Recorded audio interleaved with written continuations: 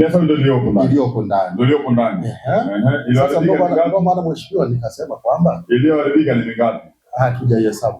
Hamjahesabu. Lakini pia haizidi 30. Twende tukaone kwa sasa.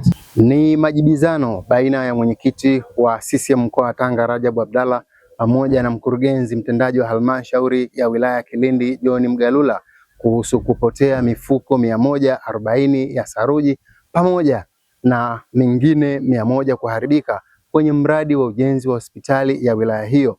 Na baada ya majibizano hayo, mwenyekiti akaagiza kwenda kufuatilia mifuko hiyo itolewe nje ili kubaini ukweli, na zoezi lilikuwa kama ifuatavyo.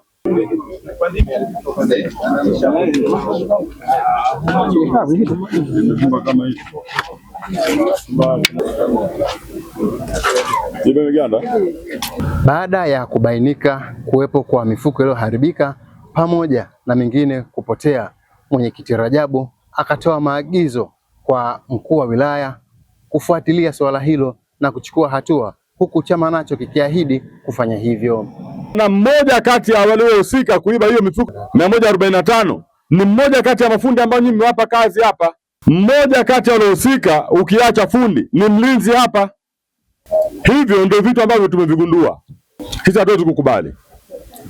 Hata mheshimiwa mkuu wa wilaya, hali wewe mwenyewe umejionea ilivyo hapa. Sisi kama chama tumeona tutakwenda kuchukua hatua kwenye ngazi zinazohusika, kuiambia serikali, kuambia mamlaka zinazohusika kwamba hapa Kilindi watu hawatimizi wajibu wao. Lakini wewe mheshimiwa mkuu wa wilaya, tukuombe taarifa hii imfikie mheshimiwa mkuu wa mkoa leo.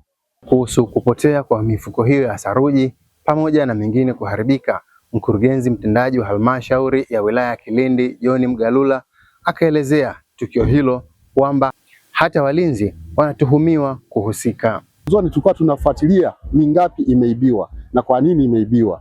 Kwa hiyo kutokana na hapa ni kwamba mlinzi wetu alikuwa anatuibia, alikuwa anakandamiza mlango, unafyatuka, kufuli linakuwa bado limefungwa, lakini linafyatuka kile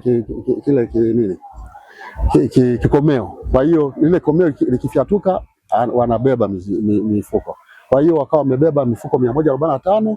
Sasa wakati tunaangalia ndo tukagundua kwamba mifuko hasa iliyokuwa imegandamizwa chini ndio imeharibika kabisa, lakini mingine inaweza kutumika kulingana na wataalamu wangu walivyonishauri. Kutoka wilayani Kilindi mkoani Tanga, mimi ni Rajabu Athmani, Bongo Play TV.